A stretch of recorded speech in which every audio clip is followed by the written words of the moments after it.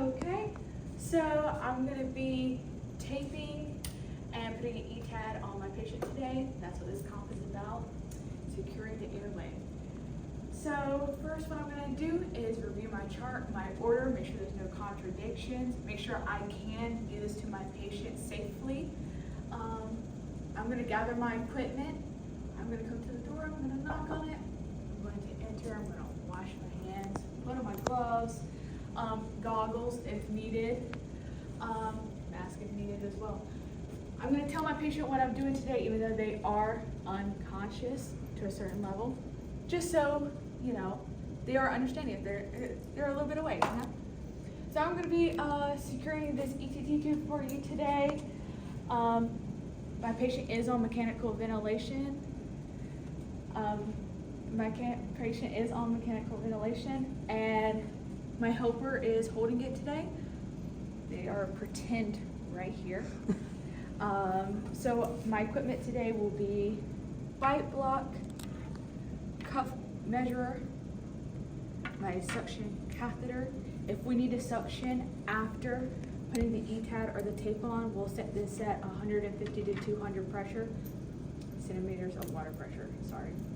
Of course the ETAD, some popsicle sticks, scissors, and the tape.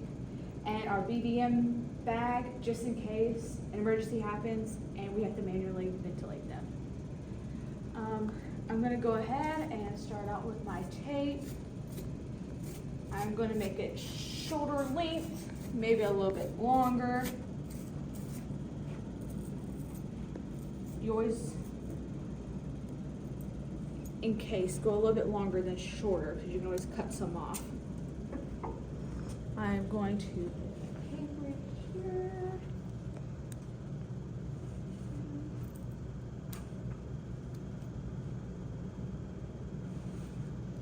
I'm going to put another piece of tape on here just so it doesn't snag at their hair and pull it out when we go to change it out later on in the shift.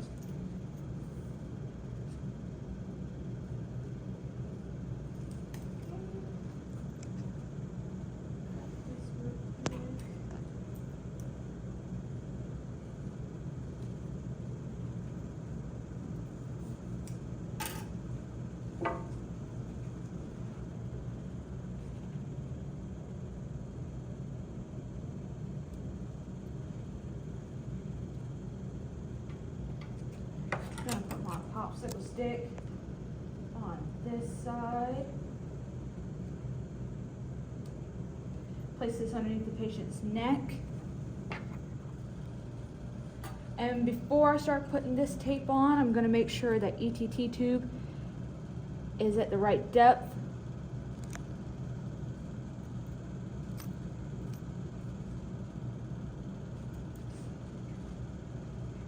It's at 24, that's within range.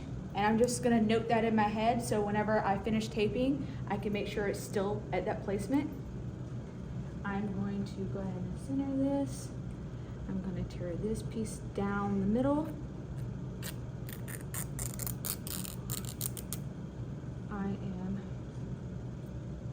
make sure this is center. I'm gonna crisscross this. Putting that bottom piece over the mouth, like so.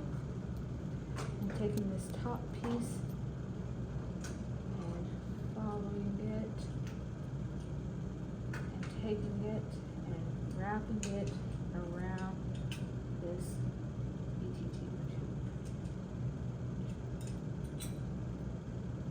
And creating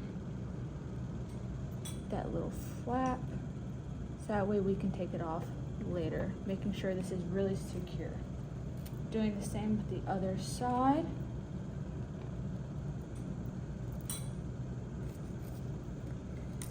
Tearing it down the middle.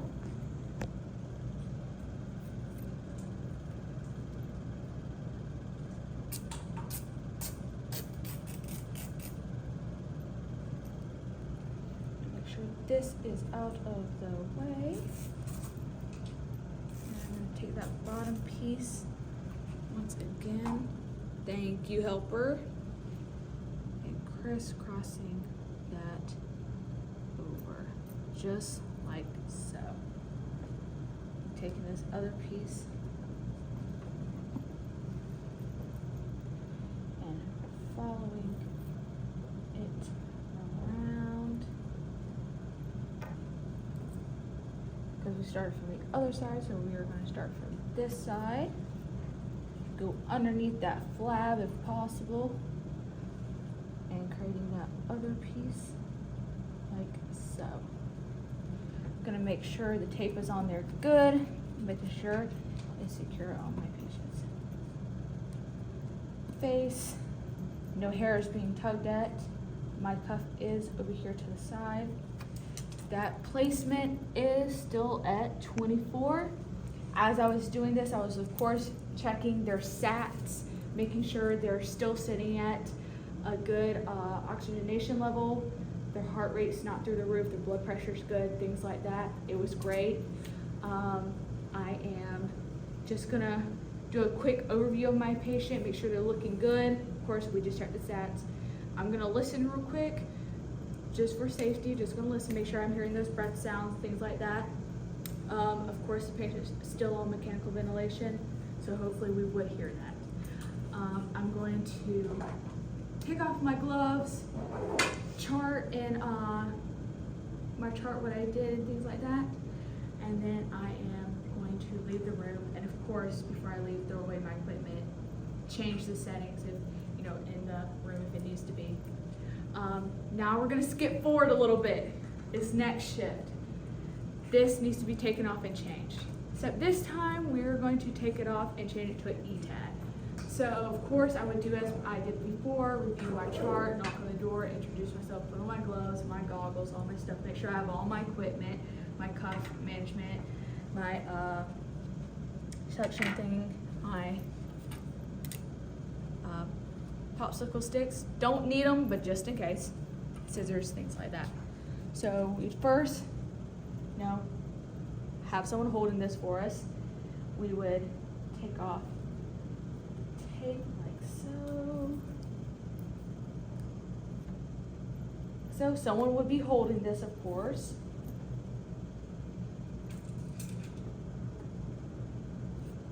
I'm looking at how deep this ET tube is, make sure it's at a good level, noting it in my head for later. I am going to put on ETAD now. And again, of course, someone would be holding this for me, making sure that nothing is going wrong. Checking the SATs, making sure everything looks great. Make sure not to get my pilot balloon in there. Jeez.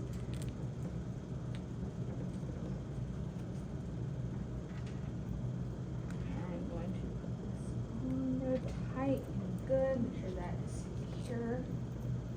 I am on here.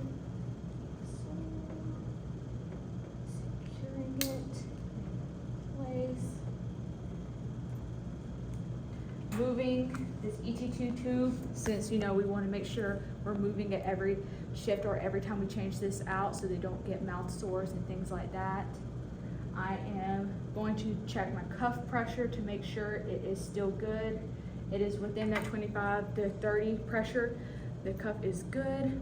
Of course, again, like I stated a little bit earlier, I'm checking the SATs, making sure everything is at a good level. Just physically looking at my patient, making sure they look good. Listening to breath sounds, doing all the things like that.